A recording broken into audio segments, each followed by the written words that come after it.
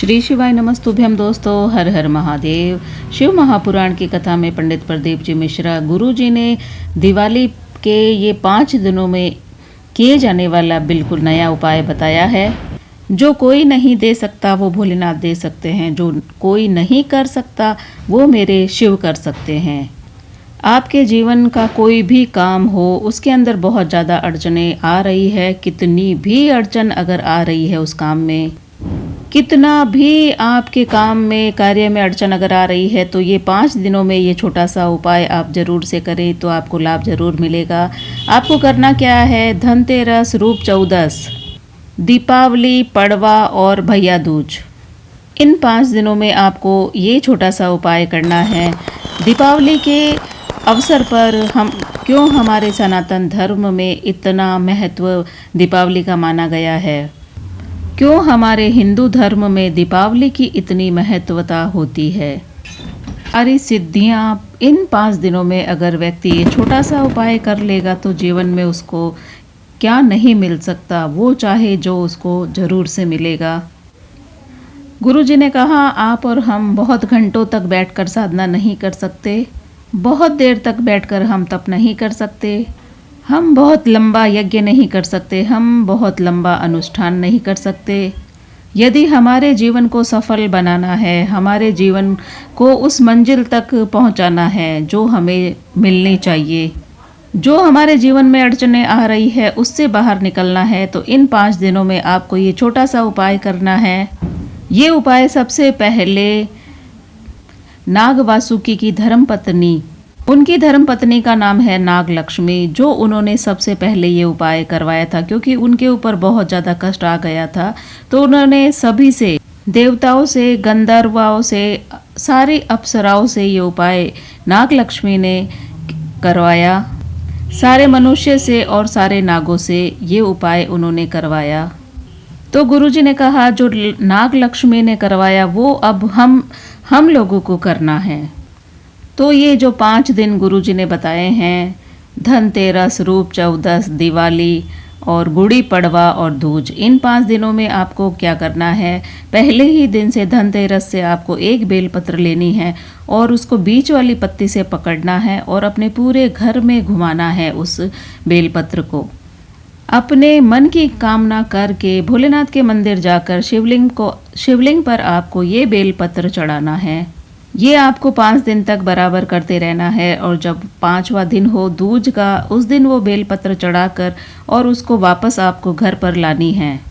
अपने घर में आप कहीं पर भी उसको साल भर तक रखना है। उस बेलपत्र को रख कर देखिए क्या कुछ नहीं देगा आपको मेरा बाबा, मेरे भोलेनाथ भंडार भर देंगे आपके, और आपके जीवन की सारी अड़चनें समाप्त हो जाएगी एक छोटे से उपाय से। पर विश्वास के साथ करें और कार्य में सफलता भी आपको मिलेगी। ये नाग वासुकी की धर्मपत्नी नाग लक्ष्मी ने सबसे पहले ये उपाय करवाया था सभी से, तो हम लोगों को भी ये उपाय करना है 5 दिनों में। 5 दिनों तक ये उपाय हमें करना है।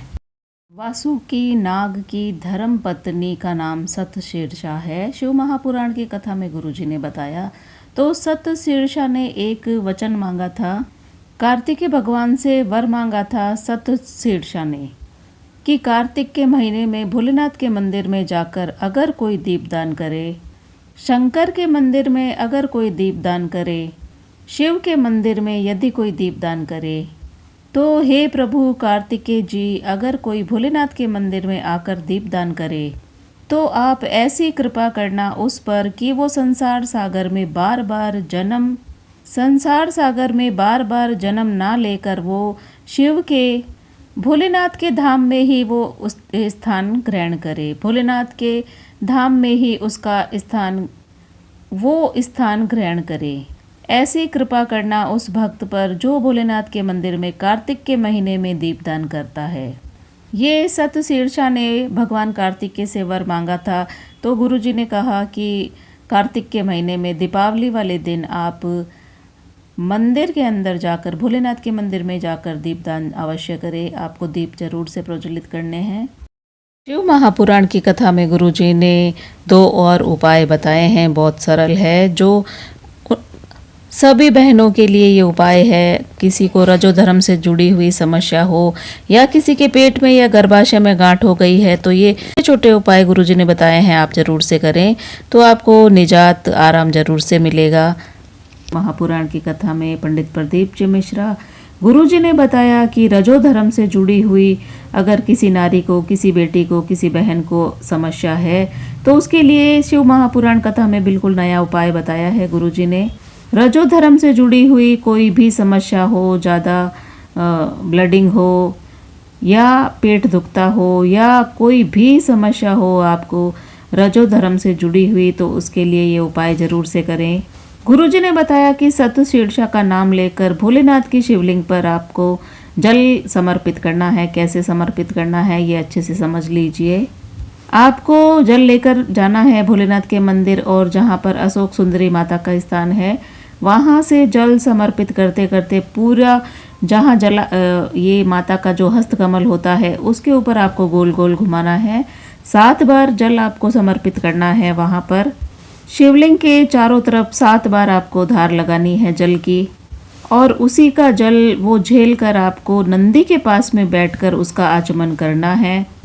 सतशीर्षा माता का नाम लेकर उस जल का आचमन करें तो रजो धर्म से जुड़ी हुई कितनी भी तकलीफ हो, कितनी भी परेशानी आपको हो, वो समाप्त हो ही जाती है। मात्र इस छोटे से उपाय से आप सतशीर्षा माता का नाम लेकर ये उपाय जरूर से करें। कथा में पंडित प्रदीप जी मिश्रा गुरुजी ने बताया कि अगर किसी के गर्भाशय में, पेट के अंदर या गर्भाशय में बच्चादानी में अगर गांठ हो जाती है या कोई पथरी हो जाती है, तो आपको करना क्या है, एक बेलपत्र और एक दुर्वा भोलेनाथ के मंदिर लेकर जाना है और शिवलिंग के ऊपर उसको चढ़ाना है। सतशीर्षा माता का नाम लेकर भोलेनाथ की शिवलिंग पर चढ़ाएं और उनको वापस लेकर आएं, वो बेलपत्र और दुर्वा, और उसको सुबह सुबह खाली पेट सतशीर्षा माता का नाम लेकर अगर आप खाते हैं तो आपके गर्भाशय की, बच्चादानी की, पेट में अगर कोई गांठ है और कोई पथरी है तो वो ज़रूर से ख़त्म हो जाएगी। 20 से 22 दिन लगते हैं और आपके पेट की गठान हो या पथरी हो धीरे धीरे गलना प्रारंभ हो जाती है। सतशीर्षा नाम लेकर वो खानी है आपको, और उन्हीं की कृपा से आपकी गांठ और पथरी गलना प्रारंभ हो जाएगी। मेरा वीडियो अच्छा लगे तो लाइक करें, शेयर करें, सब्सक्राइब करें, और मेरे भाइयों पर, बहनों पे, मेरे परिवार पर, मेरे दोस्तों पर भोलेनाथ की कृपा और भोलेनाथ का आशीर्वाद हमेशा बना रहे। श्री शिवाय नमस्तुभ्यम। हर हर महादेव।